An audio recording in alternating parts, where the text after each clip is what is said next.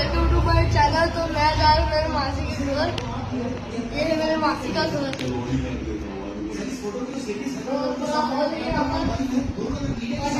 Furniture है, furniture, और इसके अंदर मैं छुप सकता हूँ। और यहाँ की रसोई, किचन बड़ा सा,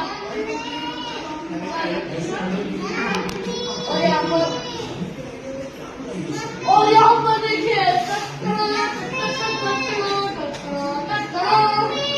मोक्षित के सारे टाइल्स, और ये सिर्फ आधे ही है, आधे यहाँ पर है, ये यहाँ पर है, ये आधे यहाँ पर है।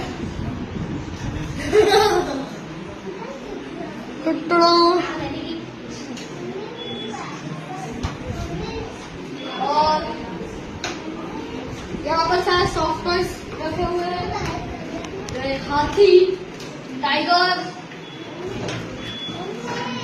डॉग, टेडी बियर, कुत्ता और खरगोश। और ये हनुमान जी की गदा।